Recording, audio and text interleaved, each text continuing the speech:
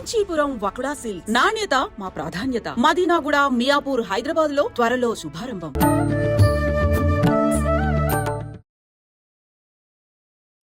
నమస్కారం, welcome to iDream. ధర్మ మార్గం విత్ విజిత కార్యక్రమానికి స్వాగతం. ప్రస్తుతం మనతో పాటు ఉన్నారు ప్రముఖ జ్యోతిష వాస్తు పండితులు శ్రీ శ్రీ శ్రీ నానాజీ పట్నాయక్ గారు. ఇప్పుడు వారితో మాట్లాడి మరిన్ని విషయాలు తెలుసుకుందాం. నమస్తే అండి. శ్రీమాత్రే నమః. షష్టగ్రహ కూటమి అని చెప్పి, ప్రళయాలు రాబోతున్నాయని చెప్పి రకరకాలుగా వింటున్నాం. ఇది ఇంకా మహాప్రళయానికి సంకేతం ఆల్రెడీ మనకు మొదలైపోయింది. జల ప్రళయాలని ఇలాంటివన్నీ ఆల్రెడీ మనం చూసేసాము. ఇప్పుడు ఇంకా ముందర రాబోతున్నది మహాప్రళయం అని చెప్పి, కరోనా కంటే భయంకరమైన వైరస్లు రాబోతున్నాయని చెప్పి, చాలా అంటే జన నష్టం, ప్రాణ నష్టం జరగబోతుందని చెప్పి వింటూ ఉన్నాం. నిజంగా అలాంటి ఒక షష్టగ్రహ కూటమి ఏర్పడబోతుందా? అంత నష్టం జరగబోతుందా? ఏం చెప్తారు దాని గురించి? తప్పకుండా అండి. ఫస్ట్ ఆఫ్ ఆల్ ఏంటంటే, కరోనా కంటే భయంకరమైన రోగం అయితే ఏమీ రాదు, గుర్తుపెట్టుకోండి. లాక్డౌన్స్ ఏమీ అవ్వవు. పెద్ద పెద్ద రోగాలు వచ్చేసి ఏదో అయిపోతుందని మాత్రం భయపడాల్సిన పని లేదు. ఏదైనా చిన్నపాటిది గాలి సంబంధంగా, వాటర్ సంబంధంగా కొంచెం వాటర్ ఇదైంది ఇట్లాంటివి ఉంటాయి, అట్లాంటివి వస్తాయి ఒకటి. రెండవది సుడిగుండాలు లాంటివి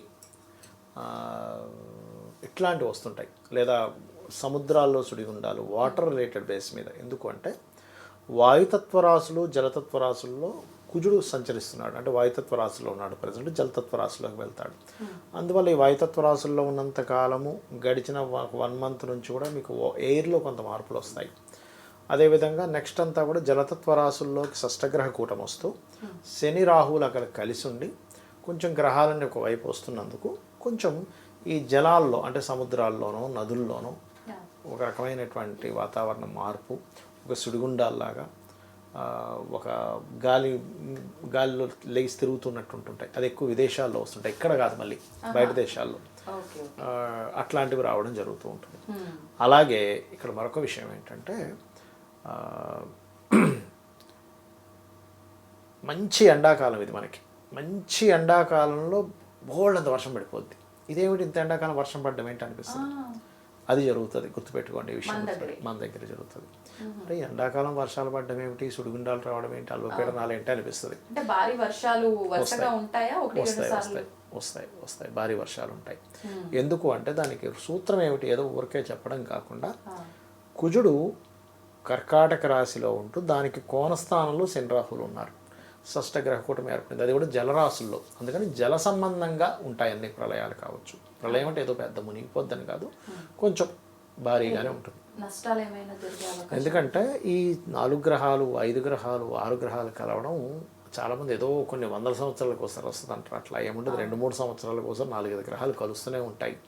కాకపోతే ఏ రాశుల్లో కలుస్తుంది మోస్ట్ ఇంపార్టెంట్. అందుకని కరోనా కంటే భయంకరమైనది అయితే ఏమీ రాదు, అంత భయపడాల్సిన పని లేదు. ఎందుకంటే అలాంటివన్నీ 100 సంవత్సరాలకు ఒకసారి వస్తాయి. మనకు అది వచ్చి 4-5 సంవత్సరాలు కూడా అవుతుంది, మహా అంటే 5 సంవత్సరాలు అవుతుంది మహా అంటే. కాబట్టి అంత భయంకరమైనది అయితే ఏమీ రాదు, ఫస్ట్ అది గుర్తుపెట్టుకోండి. కాకపోతే ఈ శని రాహువులు ఎప్పుడైనా మీన రాశిలో కలుస్తున్నప్పుడు ఇది దేనికి సంకేతము అంటే, ఆధ్యాత్మికమైనటువంటి మార్గంలో ఉండేటువంటి పెద్ద పెద్ద పీఠాధిపతులకి ఇది కొంచెం జాగ్రత్తగా ఉండవలసిన సమయము. మామూలుగా ఆధ్యాత్మిక మార్గంలో ఉన్న వాళ్ళకి ఎటువంటివి కూడా వాళ్ళ దరికి చేరే అవకాశం చాలా తక్కువగా ఉంటుంది అంటారు కదా, కానీ వాళ్ళకే అంటే అలా కాదు. ఇక్కడ ఏంటంటే కాలంలో ఏ గ్రహాలు ఇటువైపు తిరుగుతుంటే వాళ్ళు ఇప్పుడు పెద్ద పెద్ద వాళ్ళందరూ పెద్ద పెద్ద పీఠాలు పెట్టుకున్న వాళ్ళు లేకపోతే ఉంటారు కదమ్మా, వాళ్ళందరూ ఒక పర్పస్ మీదకి వస్తారు. వాళ్ళకి అసలు ఏమనిపించదు, మనం కంగారు పడ్డం తప్పితే వాళ్ళకి ఆల్రెడీ ముందే తెలిసి ఉంటుంది.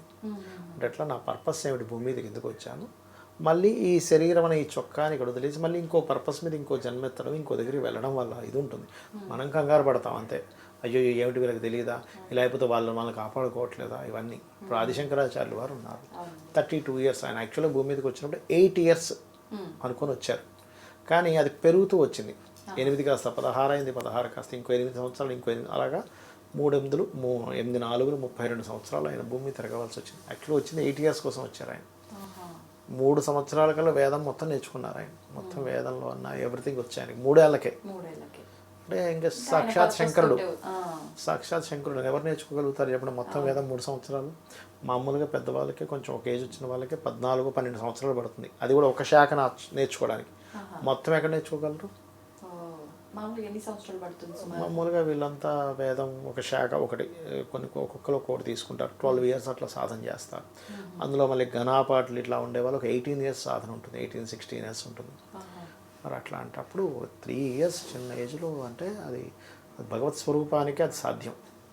అలాగే కొంతమంది పర్పస్ఫుల్గా భూమి మీదకి పుట్టిన వాళ్ళకి ఈ మీనరాశిలో ఉండే ఈ కాంబినేషన్ కొంచెం వాళ్ళ యొక్క ఇది జాగ్రత్తగా ఉండాలి అని సూచిస్తుంది గ్రహం. అంటే ఇవి ఎందుకు మనం చెప్పుకుంటున్నామంటే వాళ్ళు కొంచెం ఏదైనా కొంచెం హెల్త్ కొంచెం ఇబ్బందిగా ఉన్న వాళ్ళు వెంటనే చూసుకొని జాగ్రత్త పడాలి. అలాగే బుధుడు ఈ షష్టగ్రహ కూటమిలో ఉన్నాడు. ఉన్నప్పుడు ఏంటి అంటే కొంచెం షేర్ మార్కెటింగ్ విషయాల్లో ఫ్లక్చువేషన్స్ వస్తాయి. అంటే ఏదో ఇది పెరుగుతుంది అనుకుని ధామని కిందకి రావడం, ఇది కిందకు వస్తుంది అనుకుంది పైకి వెళ్ళడం, ఈ ఫ్లక్చువేషన్స్ ఎక్కువ ఉంటాయి, అంచనాలు తారుమారు అవుతాయి. హ్యాకింగ్స్ ఎక్కువగా జరుగుతాయి షష్టగ్రహ కూటమి వల్ల. అంటే పెద్ద పెద్ద కంపెనీస్కి సంబంధించిన కొన్ని హ్యాక్ అవుతాయి చూసారు. ఒక్కోసారి గూగుల్ వాళ్ళు కూడా హ్యాక్ అవుతుంటాయి. ఇప్పుడు ఇలా అయింది ఏంటంటే ఒక 2 గంటల సేపు ఏదో అయింది, మనకి వాట్సాప్ కూడా అవుతుంటుంది అప్పుడప్పుడు. అయ్యో మొత్తం ఆగిపోయింది వాట్సాప్, అయ్యో ఏంటి ఎవరిది వెళ్ళట్లేదు అనుకున్నాం. అలాంటివి ఏమైనా టెక్నికల్ రిలేటెడ్, కమ్యూనికేషన్ రిలేటెడ్ సంబంధించినవి కొన్ని హ్యాకింగ్స్ జరుగుతాయి ఈ షష్టగ్రహ కూటమి సంబంధం విషయంలో. ఇలాగా మార్కెట్ ఫ్లక్చువేషన్స్, బిజినెస్లో కొన్ని రకరకాల కొత్త ఇవి వల్ల కొంత ఇబ్బంది పడ్డము. మరలా అదే షష్టగ్రహ కూటమిలో బుధుడు ఉండగా శుక్రుడు కనుక వక్రగతి పోయి నీచభంగ రాజయోగం జరిగితే బిజినెస్లో అద్భుతమైన కొన్ని టెక్నిక్స్, కొన్ని అద్భుతమైన కొన్ని ఇన్వెన్షన్స్ కూడా జరుగుతాయి దీనివల్ల. అది కాబట్టి ఇది అయితే ఇక్కడ మళ్ళీ షష్టగ్రహ కూటమి ఒక్కొక్క లగ్నం వారికి కొన్ని జాగ్రత్తలు, కొన్ని మంచి కూడా జరుగుతుంది. ఎంతసేపు బ్యాడ్ అని కాదు ఇక్కడ. ఏమిటా మంచి అంటే, ఒకటి మేషం వారికి విదేశాలకు వెళ్ళేటువంటి యోగాన్ని ఇస్తుంది. వృషభం వారికి అన్ని రకాల లాభాలు ఇస్తుంది లాభస్థానంలో కాబట్టి. మిథునం వారికి విదేశీ ఉద్యోగ యోగము, రకరకాల ఉద్యోగాలకి వాళ్ళకి ఎలిజిబిలిటీ లేకపోతే రకరకాల ఉద్యోగాల అవకాశాలు రావడం జరుగుతూ ఉంటుంది. కర్కాటకం వారికి ప్రత్యేకంగా వీరికి ఏంటంటే ఇది హయ్యర్ ఎడ్యుకేషన్ పనికి వస్తుంది. మరి జాగ్రత్తలు ఏమిటంటే కర్కాటకం వారు మనీ విషయంలో జాగ్రత్తగా ఉండాలి, మిథునం వారు కమ్యూనికేషన్స్లో జాగ్రత్తగా ఉండాలి, వృషభం వారు ఏదైనా ల్యాండ్స్ తీసుకునే విషయంలో జాగ్రత్తగా ఉండాలి, మేషం వారు సంతానం విషయంలో జాగ్రత్తగా ఉండాలి. అలాగే సింహం వారికి కనుక చూసుకున్నట్లయితే వాళ్ళు కొంచెం వాహనాల మీద వెళ్ళేటప్పుడు జాగ్రత్తగా ఉండాలి, కానీ రీసెర్చెస్ వైజ్గా బాగుంటుంది సింహం వారికి. ఇక కన్యవారు ఇన్వెస్ట్మెంట్స్ విషయంలో జాగ్రత్తగా ఉండాలి. అండ్ వీళ్ళకి వివాహ సంబంధాలు తొందరగా కుదురుతాయి, సప్తమంలో అధిక గ్రహాలు ఉన్నాయి కదా అలాగా. తులారాశి వారు క్యాలిక్యులేషన్ సరిగ్గా వేసుకోవాలి బిజినెస్లో. ఏదో ఎక్కువ లాభం వస్తుందని ఎక్కువ ఏదో అప్పులు తీసుకొచ్చి పెట్టడం లాంటివి చేయకూడదు. కానీ లగ్నం వారు తులారాశి వారికి ఉద్యోగ అవకాశాలు పెరుగుతాయి. వృశ్చికం వారికి ఇక్కడ ఉద్యోగంలో మార్పులు ఉంటాయి ఈ షష్టగ్రహ కూటమి వల్ల. అంటే దీని అర్థం ఏమిటి, మీరు ముందుగా ఇంకో ఉద్యోగం కోసం రెడీగా ఉండండి. ఇక ఏదో ఎవరినో భయపడడానికి జ్యోతిష్ శాస్త్రం ప్రిపరేషన్ కోసం అట్లా. అదేవిధంగా ఇష్టపడిన వారిని వివాహం చేసుకోవడానికి అనుకూలిస్తుంది ఈ గ్రహ కూటమి వృశ్చికం వారికి. ధనస్సు వారికి కనుక చూసుకున్నట్లయితే ఇక్కడ లాంగ్ జర్నీ చేసి వెళ్ళేటప్పుడు కొంత జాగ్రత్తగా ఉండాలి. బయట దేశాల్లో స్థిరపడ్డానికి యోగించే స్థితి గ్రీన్ కార్డు కోసం వాటికి వీటికి. అలాగే మకరం వారి కనుక చూసుకుంటే అన్ఎక్స్పెక్టెడ్ థింగ్స్, సడన్గా కొన్ని మార్పులు, పూర్వీకుల ఆస్తులు, తాతగారు ఆస్తి విషయంలో కొన్ని మార్పులు, ఇట్లాంటివి కొన్ని జరుగుతూ ఉంటాయి. కుంభం వారికేమో ఫైనాన్షియల్ గ్రోత్ పెరుగుతుంది, కాకపోతే వివాహ నిర్ణయాల విషయంలో జాగ్రత్తగా ఉండాలి. మీనం వారికి ఓవర్లోడ్, ఎక్కువ గ్రహాలు అక్కడే వచ్చి కూర్చున్నాయిగా, ఎక్కువ పనులు పెట్టేసుకుని అయ్యో ఆ పని ఈ పని హడావిడి ఎక్కువ ఉంటుంది, అప్పులు ఎక్కువగా ఇవ్వడం, అప్పుల విషయంలో జాగ్రత్తగా ఉండాలి మీనం వారు. బట్ ఎవ్వరు వాళ్ళకి గ్రహం అంటే వాళ్ళ నక్షత్రం తెలిసినా తెలియకపోయినా, రాశి తెలిసినా తెలియకపోయినా, లగ్నం తెలిసినా తెలియకపోయినా ఒకటే చండీ పారాయణము లేదా దుర్గా సప్తసతి లేకపోతే ఓం నమో నారాయణాయ అనే నామ మంత్రము ఇలాంటివి రెగ్యులర్గా చేసుకుంటూ ఉంటే ఎటువంటి ఇబ్బంది ఉండదు. గోవులకు కాస్త గోసేవ చేయడం కానీ, నవగ్రహాల్లో శని, రాహు, కుజ, కేతు గ్రహాల దగ్గర దీపారాధన చేసినట్లయితే దీని యొక్క ప్రభావం ఏమీ ఉండదు. అంటే భయపడాల్సింది ఏమీ లేదు దీనివల్ల. అందరూ చిన్నవి ఇప్పుడు మీరు భయపడినంత మాత్రాన సుడిగుండాలు ఆగిపోతాయా? లేదు, ఏదో గాలి ఇలా తిరుగుతూ ఉంటాయి, అలాంటివి ఆగిపోద్దా? మీరు భయపడితే ఆగదుగా. మీరు జాగ్రత్తగా ఉండాలంటా నేను. జాగ్రత్త తీసుకోవాలి. మన వ్యక్తిగతంగా మీరు అన్నట్టు ఎటువంటి ప్రభావం ఉండబోతుందో తెలుసు. ఇప్పుడు చాలామంది నాకు క్లయింట్లు ఫోన్ చేసి అడుగుతుంటారు, ఏమండి నాకు భయం వేస్తుందండి, టెన్షన్ వస్తుందండి అంటే నేను ఒకటే అంటాను, ఏం లేదండి మీరు భయం వల్ల టెన్షన్ పడడం వల్ల సమస్య తీరేటట్టయితే 10 మందిని ఇంటికి పిలిపించుకొని 10 మంది కూర్చొని రూమ్లో కూర్చొని కొంచెంసేపు టెన్షన్ పడండి, క్లియర్ అవుతుందేమో చూద్దామంట. అయ్యో ఎలా తిరుగుతుంది సార్, మరి ఎందుకు టెన్షన్ పడుతున్నారు? ఇంకొంతమంది అంటుంటారు, ఏమండి నాకు ఇది ఏంటో చాలా టెన్షన్ వస్తుంది సార్ అంటే, అవునండి నాకు కూడా టెన్షన్ వస్తుంది, కాకపోతే నేను 24 గంటలు పడను, ఒక పొద్దున 10 నిమిషాలు ఈ టైం టు ఈ టైం టెన్షన్ పడాలనుకుని లోపల కూర్చొని కొంచెం టెన్షన్ పడి బయటకు వచ్చేస్తాను, మీరు అలాగే చేయండి. అప్పుడు వాళ్ళకి అరే అట్లా ఎట్లా పెడతాము అంటే, మరి పడలేమని కూడా మీకు తెలుసుగా, చేయలేం కదా అని అప్పుడు అర్థమవుతుంది వాళ్ళకి. అంటే వాళ్ళకి కొంచెం అట్లా చెప్తారన్నమాట, గమ్మత్తుగా వాళ్ళకి కొంచెం క్లియర్ అవ్వాలి, నవ్వుకోవాలి, పోతుంది. అంటే టెన్షన్ పడాలి రోజు ఒక 20 నిమిషాలు పొద్దున్నే 5:30 నుంచి 6 టైంలో నేను టెన్షన్ పడే టైం నాది, ఎక్సర్సైజ్ టైం లాగా. అక్కడ డ్రాప్ రూమ్లో కొంచెం టెన్షన్ పడాలనుకున్నాను అనుకోండి, అసలు టెన్షన్ అంటేనే మనకు కామెడీగా ఉంటుంది అప్పుడు. ఎంత సీరియస్ గా టాపిక్ మాట్లాడదాం అట్లా సంతోషం అండి. మొత్తానికి అందరూ భయపెట్టినట్టుగా అంత అవసరం లేదు వాస్తవంగా. అంటే నేను చెప్పేది ఒకటే, ఈ షష్టగ్రహ కూటమి వల్ల భయపడాలి అని అనుకుంటే రోజు ఉదయం 5:40 నుంచి 6 గంటల సమయంలో రూమ్లో కూర్చొని టెన్షన్ పడండి, తర్వాత టెన్షన్ పడకూడదు అని చెప్తున్నాను. పాటించాల్సిందే. ఇప్పుడే కాదు ఇంకా ఇలాంటి ప్రళయాలు ఏమొస్తాయన్నా, ఈ గ్రహకూటం వల్ల ఇదైపోతుంది, ఆ గ్రహకూటం వల్ల అదైపోతుంది, ఎవరైనా భయపిస్తున్నా ఒకటే అనుకోవాలి, ఓకే నేను 5:40 నుంచి 6:20 నిమిషాలు టెన్షన్ పడతాను, తర్వాత నా పనులు నేను చేసుకుంటా అనుకోవడానికి. అది అనుకుని ఉంటారు ఎవరన్నా, అంటే సీరియస్ గా ఉన్న వాళ్ళు అనుకుంటారు వీళ్ళకి ఇది కామెడీ అయిపోయింది బాగా. అంటే నా ఉద్దేశం ఏంటంటే, టెన్షన్ పడితే సమస్య తీరదుగా. వాస్తవం. అక్కడ ఏం చేయాలో అది చేయాలి. భగవంతుడిని పట్టుకోండి, భగవంతుని నామస్మరణ చేసుకుని ఓం నమో నారాయణాయ, శ్రీమాత్రే నమః, నమః శివాయ అనుకుని అమ్మవారు రక్షిస్తుంది, స్వామివారు రక్షిస్తారు. ఎందుకు టెన్షన్ పడతాం? టెన్షన్ పడితే సమస్య తీరేటట్టు అందరం టెన్షన్ పడతాం కూర్చొని శుభ్రంగా, ఫ్యామిలీ ఫ్రెండ్స్ అందరికి ఫోన్ చేసి వచ్చేసేయండి రా, అందరం టెన్షన్ పడతాం, పోతుంది సమస్య తీరిపోతుంది. అది నా ఉద్దేశం. అది మీరు చెప్పింది, కానీ ఆలోచించాలి నిజంగా దాని నుంచి బయటికి ఎలా రావాలి అని చెప్పి. అంతే. సంతోషం అండి, చాలా మంచి విషయాలు తెలియజేశారు, ఆఖరిన నవ్విపించి ఏడిపించేశారు.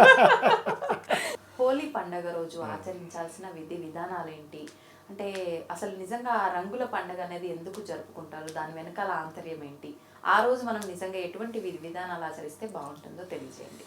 తప్పకుండా అండి. ఫస్ట్ ఆఫ్ ఆల్ ఏంటంటే, హోలీ పండగ రోజు మనకి ఎట్లా అయితే ముందు రోజు కామున్ని కాల్చడము, అండ్ మనం భోగి రోజు ఎలా అయితే ఇంట్లో ఉండేటువంటి పాత వస్తువులన్నీ పడేస్తామో, అందులో ఆ రోజు కూడా ఇట్లాగే చేస్తారు. కాకపోతే సర్వసాధారణంగా అందరికీ పైన తెలిసినటువంటి విషయం ఏంటంటే, హోలిక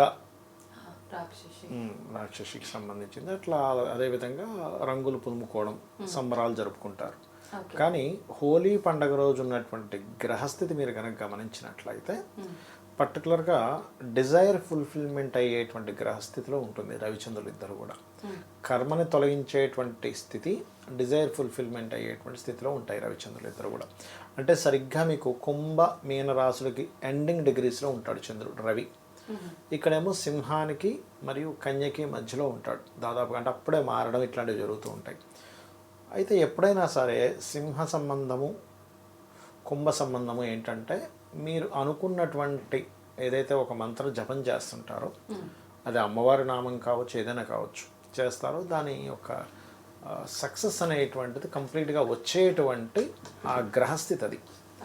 సో అందుకని మనం పౌర్ణమికి ఎలా అయితే చనివిడి నైవేద్యంగా పెట్టి దాన్ని అందరికీ డిస్ట్రిబ్యూట్ చేయడం, ఇంట్లో వాళ్ళు తినడం చేస్తామో, ఈరోజు పర్టికులర్గా ఎంత లలిత చేసుకుంటే అంత మంచి ఫలితం వస్తుంది. అది కాకుండా కొంతమంది సాధకులకి హోలీ పౌర్ణమి వాళ్ళు చేసేటువంటి నిత్య సాధన విషయంలో మంచి ఫలితాలు వచ్చేటువంటి సమయం హోలీ, పర్టికులర్గా హోలీ పౌర్ణమి. అన్ని పౌర్ణమిలు వేరు, హోలీ పౌర్ణమి వేరండి. ఎందుకంటే మనకి ఎవరైనా ఏదైనా ఒక జాతకం తీసుకొని వీళ్ళు ఏ సాధన చేయాలి అంటే ఎట్లా చెప్తామంటే, దాన్ని పంచమ స్థానాన్ని బేస్ అన్నమాట దానికి. అంటే వీళ్ళ లగ్నం ఏంటి, పంచమంలో ఏ గ్రహం ఉంది, పంచమాధిపతి ఎక్కడున్నాడు, అసలు పంచమంలో గ్రహం ఉందా లేదా, ఇవన్నీ చెక్ చేస్తాం. చెక్ చేసి ఆ పర్టికులర్ గ్రహం ఉందా, అధిపతి ఉన్నాడా, అధిపతికి చేసుకోవాలా, అధిపతి వెళ్ళి ఇంకో గ్రహానికి కలిసినాడు చూసుకొని ఆ సంబంధించిన మంత్రం చేసుకోండి అని చెప్తాం. అంటే ఆ దేవత ఆరాధన అట్లా. దానివల్ల ఏమవుతుందంటే, వీళ్ళకి పూర్వజన్మలో చేసినటువంటి పాప కర్మ ఏ రూపంలో వస్తుంది? రుణము, రోగము, శత్రు రూపాల్లో వస్తుంది ఎప్పుడు కూడా పూర్వజన్మ కర్మ. ఓకే. ఈ మూడే మనిషిని ఎక్కువ బాధించేది. ఎవరినైనా అడగండి, రుణం లేదు అమ్మయ్య హ్యాపీ అంటాడు, అవును. రోగం లేదు అమ్మయ్య హ్యాపీ అంటాడు, శత్రుత్వాలు లేవు. ఈ మూడిట్లో ఏ ఒకటి ఉన్నా ఇబ్బంది పడతాడు, ఈ మూడు లేవంటే హ్యాపీగా ఉంటాడు మనిషి. ఇంతకుమించి ఏముండదు. ఈ మిగిలినవి నాకు కారు లేదని బాధపడడం, లేకపోతే వాడుకుంది నాకు లేదని, ఇవన్నీ వేరు, సపరేట్. బట్ ఎక్కువ బాధ వీటి వల్లే వస్తుంది. వాస్తవం. ఇవి తగ్గించేటువంటి పూర్తి బలం హోలీ పౌర్ణమి రోజు చేసే సాధన ద్వారా తొందరగా తగ్గుతుంది. అయితే అందులో ఏమంటే నాకు ఏ మంత్రము తెలియదు అని అనుకుంటున్నారనుకోండి, వాళ్ళు సింపుల్ నామస్మరణ చేసుకోవచ్చు. శ్రీమాత్రి నమః, ఓం నమో నారాయణను, ఓం నమ శివాయను చేసుకోవచ్చు, తప్పేం లేదు. అలా కాదు నాకు లగ్నం తెలుసు అని అనుకున్నప్పుడు, ఉదాహరణకి మేష లగ్నం అనుకోండి, పంచమాధిపతి రవి అవుతాడు కాబట్టి సూర్యుడిని ఆరాధించడం, లేకపోతే ఓం నమో నారాయణాయ లేదా నమ శివాయ అని కూడా అనుకోవచ్చు. వృషభ లగ్నం అనుకోండి, ఎక్కువగా విష్ణువుని ఆరాధించాలి, లేదా పంచమంలో ఉండే గ్రహ సంబంధించిన అధిష్టాన దేవతకు చేసుకోవచ్చు. పంచమంలో ఏదైనా గ్రహం ఉంది అప్పుడు దాన్ని ప్లస్ నారాయణ్ని, విష్ణువుని ఆరాధించాలి. మిథున లగ్నంలో జన్మించారు, అమ్మవారి ఆరాధన చేసుకోవాలి. అంటే అమ్మవారికి సంబంధించిన ఏదైనా స్తోత్రాలు హోలీ పండుగ రోజు బాగా ఫలితం వస్తుంది. కర్కాటకం అయితే స్కందుని ఆరాధించాలి, లేదా స్కార్పియో సైన్లో ఏదైనా గ్రహం ఉంటే ఆదిష్టాన దేవతను ఆరాధించాలి. సింహం అయితే దత్తాత్రేయుని ఆరాధించాలి, సింహలగ్నం ఆ సింహరాశి అయితే కనుక. అదే కన్యాలగ్నం అనుకోండి, వెంకటేశ్వర స్వామి యొక్క నామస్మరణ, ఓం నమో వెంకటేశాయ, ఖచ్చితంగా మంచి ఫలితం వస్తుంది కన్యాలగ్నం వారికి అయితే. తులవారు అనుకోండి, కాలభైరవుణ్ణి కానీ కాళికాదేవిని కానీ ఆంజనేయ స్వామిని కానీ ఆరాధించవచ్చు తులాలగ్నం వారైతే. అదే వృశ్చికం వారు అనుకోండి, దక్షిణామూర్తి స్తోత్ర పఠనం హోలీ పండుగ రోజు చేస్తే ఖచ్చితంగా వీళ్ళ జన్మజాతకంలో ఉండేటువంటి పూర్వజన్మ కర్మ రుణ రోగ శత్రు రూపంలో ఉండి తొలగిపోతుంది. దక్షిణామూర్తి స్తోత్రం పెట్టుకుని అలా కూర్చొని దాన్నే తదేకంగా విన్నా కూడా సరిపోతుంది. అదేవిధంగా ధనస్సు వారు అనుకోండి, నృసింహస్వామి యొక్క కరావలంబ స్తోత్రం, నరసింహస్వామి ఆరాధన చేసుకోవచ్చు. మకరం వారు అమ్మవారి ఆరాధన, శ్రీమాత్రే నమః లేదా లలిత మొత్తం చదువుకోవచ్చు. కుంభం వారు విష్ణు ఆరాధన. మీనం వారు వీరు ఎక్కువగా గౌరీదేవి నామస్మరణ, ఓం గౌరీదేవి అయి నమః లేదా గౌరీదేవి యొక్క అష్టోత్తరాలు ఇవి గనక చేసుకుంటే హోలీ పండుగ రోజు మీ యొక్క డిజైర్స్ ఫుల్ఫిల్ అవ్వడము, పూర్వజన్మ కర్మ దగ్ధం అవ్వడం అనేటువంటిది జరుగుతుంది. మామూలుగా అంటే హోలీని ఎక్కువగా నార్త్ ఇండియన్స్ ఎక్కువగా జరుపుకుంటారు. మన సైడ్ జరుపుకున్నా కూడా మనకన్నా ఎక్కువగా వాళ్ళే జరుపుకుంటారు. అంటే వాళ్ళు కృష్ణుడిని ఉద్దేశించి జరుపుకుంటారు, కొంతమంది ఏమో హోలిక, ఇందాక మీరు అన్నట్టుగా అట్లా 3-4 సందర్భాలను ఉద్దేశించి హోలీ జరుపుకుంటారంటారు కదా, అది వాస్తవమేనండి? అసలు నిజంగా జరుపుకునే ఉద్దేశం అది వాస్తవమే, ఆ రకంగా జరుపుకుంటారు. కానీ ఇక్కడ చాలామందికి అపోహలు ఏంటంటే అది వాళ్ళు జరుపుకుంటారు మనకు కాదు అని అనుకుంటూ ఉంటారు. కానీ ఏదైనా సరే భగవత్ సంబంధించినటువంటిది. కొన్ని విషయాలు మాత్రం కొన్ని ప్రాంతాలకు సంబంధించి ఉంటాయి. అంటే అలాగా ఇక్కడ వాళ్ళు కూడా ఈ మధ్యకాలంలో అలవాటు అయిపోయి రాహుకాలం చూస్తున్నారు. యాక్చువల్లీ మనకి రాహుకాలం చూడక్కర్లా, మనది వజ్రము దుర్ముహూర్తమే చూసుకోవాలి. ఇక చూస్తున్నారు సరే కానివ్వండి, ఏముంది. కానీ వజ్రం దుర్ముహూర్తం మెయిన్. తమిళనాడు సైడ్ వాళ్ళు రాహుకాలం గులిక్కాలం చూడాలి. ఇలాంటి విషయాలకే కానీ ఈ దేవతా సంబంధించిన వాటికి ఎవరైనా చేసుకోవచ్చు, ఏదైనా కూడా. ఏంటంటే మీరు ఎవరిని పూజించినా ఆ మూల పరమాత్మకే వెళ్తుంది, గుర్తుపెట్టుకుని. మీరు ఏ పూజ చేసినా, ఒకవైపు మీరు శ్యామలామ్మవారి చేసుకున్నా, వారాహి చేసుకున్నా, ఇంకోటి చేసుకున్నా, ఎవరి చేసుకున్నా కూడా అది మూల పరమాత్మ ఎవరున్నారు. ఎందుకంటే అదే శక్తి ఇన్ని రూపాలు వచ్చింది. అంటే అట్లాగే ఒక వెంకటేశ్వర స్వామి గాను, ఒక శివుడు గాను, ఒక నారాయణుడు గాను, ఒకే మూల పరమాత్మ ఇన్ని రూపాయలు వచ్చింది. చాలామందికి ఏంటంటే అమ్మో నేను విష్ణువుని ఆరాధిస్తున్నాను, శివుడిని ఆరాధించకపోతే కోపం వస్తుందేమో శివుడికి అనుకుంటారు. అలా ఏం ఉండదు, మీకు ఇష్టం అంతా ఒకటే.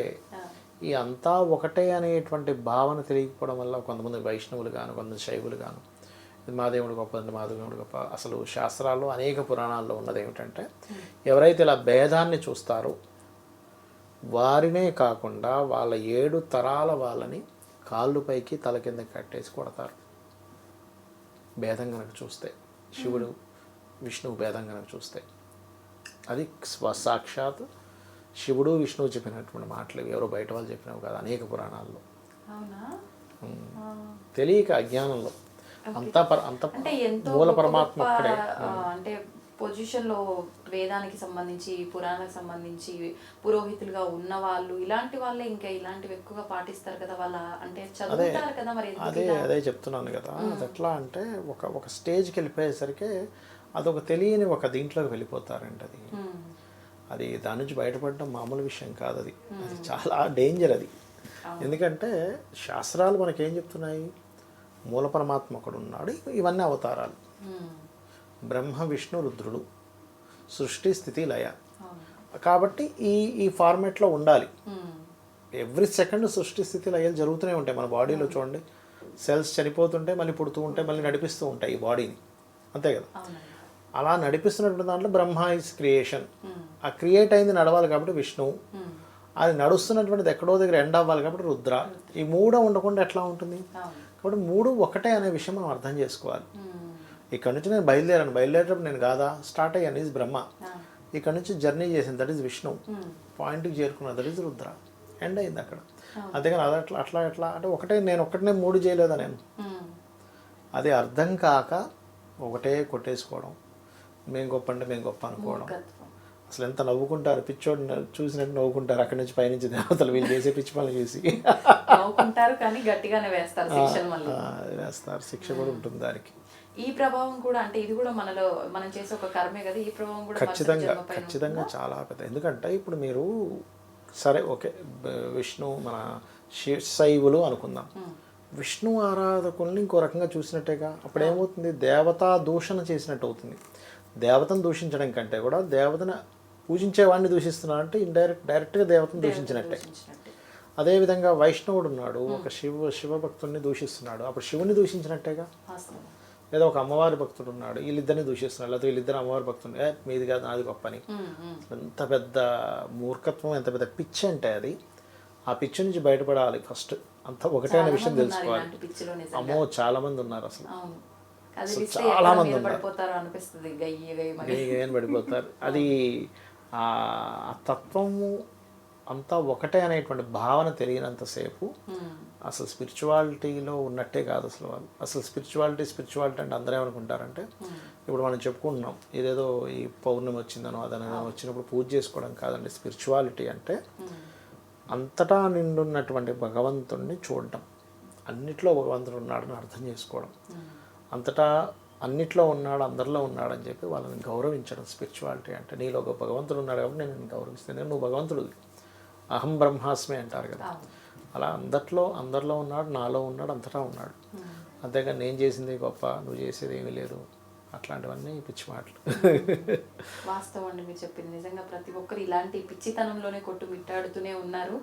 ఆఖరి శ్వాస వరకు ఇలాంటి యుద్ధాలు నడిపిస్తూనే శ్వాస వదిలిన వాళ్ళు చనిపోయాక కూడా చాలా అర్థమవుతుంది, ఈ మంది శరీరం నుంచి బయటపడతాడు చూసారా, ఆత్మ ఇట్లా బయటకు వస్తుంది చూసారు చనిపోయాక, అప్పుడు అసలు నిజం తెలుస్తుంది. అప్పుడు ఏం చేయలేడు మనిషి, ఏం చేయలేడు, తెలుసుకొని ఒకరికి చెప్పలేడు, చేయలేడు, మారలేడు.